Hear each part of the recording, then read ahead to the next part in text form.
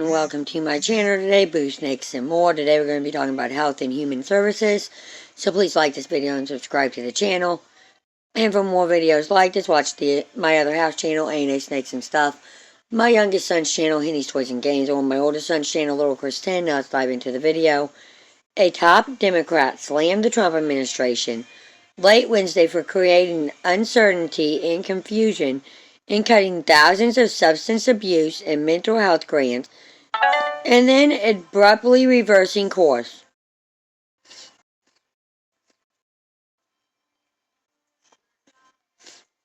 House Appropriations Committee ranking member Rep. Rusa DeLauro described health secretary Robert F. Kennedy Jr.'s decision-making as dangerous and haphazard after grant recipients began laying off employees based on the original plans. The Trump administration has made abrupt and sweeping cuts to substance abuse and mental health programs across the country in a move that advocates say will jeopardize the lives of some of the country's most vulnerable. He must be cautious when making decisions that will impact Americans' health, Delano, Democrat, Connecticut, said in a statement. I hope this reversal serves as a lesson learned.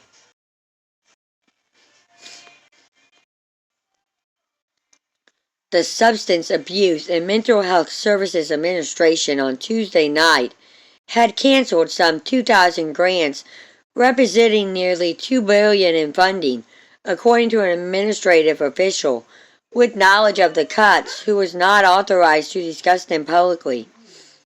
But by Wednesday evening, those cuts were being reversed, according to reports in the New York Times, NPR, The Washington Post, and others.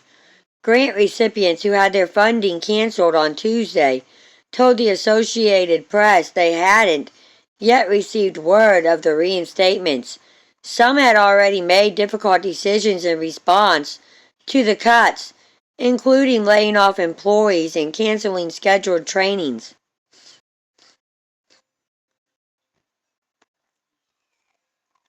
The reason for the reversal wasn't immediately clear, and spokespeople for the U.S. Department of Health and Human Services didn't respond to requests for comment Wednesday night.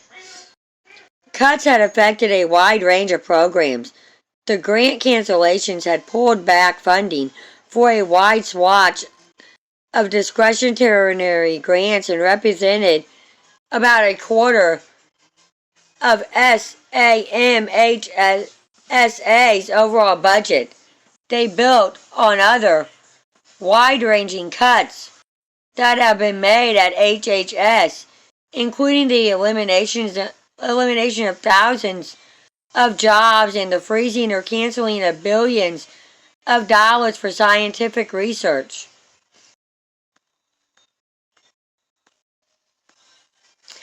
The cuts had thrown into jeopardy programs that give direct mental health services, opiate treatment, drug prevention resources, peer support, and more to communities affected by addiction, mental illness, and homelessness. Without that funding, people are going to lose access to life-saving services. Yangavon Osen, former director of SAMHSA's Center for Substance Abuse Treatment and a national advisor at Mantit Health, said earlier Wednesday. SAMHSA, a sub-agency of HHS, notified grant recipients that their funding would be canceled effective immediately in emailed letters on Tuesday evening, according to several copies received by organizations and reviewed by the Associated Press. The letters signed by SAMHSA Principal Deputy Assistant Secretary Christopher Carroll justified the determinations using a regulation that says the agency may terminate any federal award that no longer effectuates the program goals or agency priorities. Grant recipients who were notified of the cancellation said they were confused by that explanation and didn't get any further detail about why the agency felt their work didn't match up with SAMHSA's priorities. The goal of our grants is entirely in line with the priorities listed in that letter, said Jamie Ross, CEO of the Las Vegas-based PACT Coalition, a community organization focused on substance use issues that lost funding from 3 grants totaling $560,000. Grant recipients were already taking action in response to the cuts.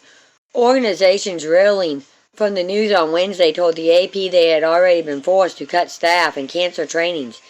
In the long term, many had been considering whether they could keep programs alive by shuffling them to different funding sources or whether they'd need to stop the services altogether.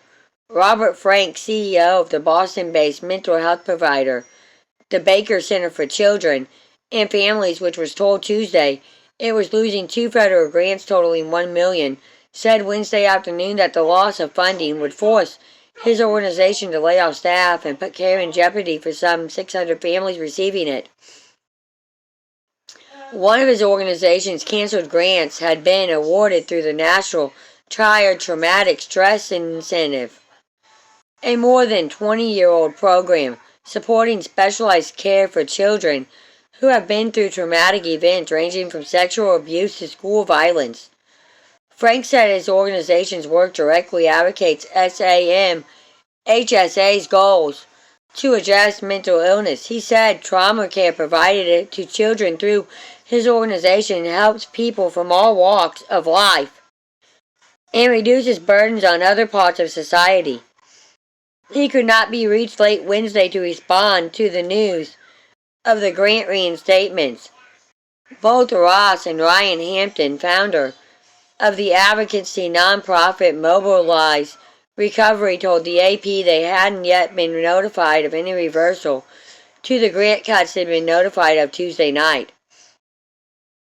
The National Association of County Behavioral Health and Developmental Disability Directors, a group that represents local organizations that deliver safety net services, sent a letter to its members on Wednesday, noting that multiple of its partners estimated the slashed grants totaled around 2,000 and likely amounted to some $2 billion.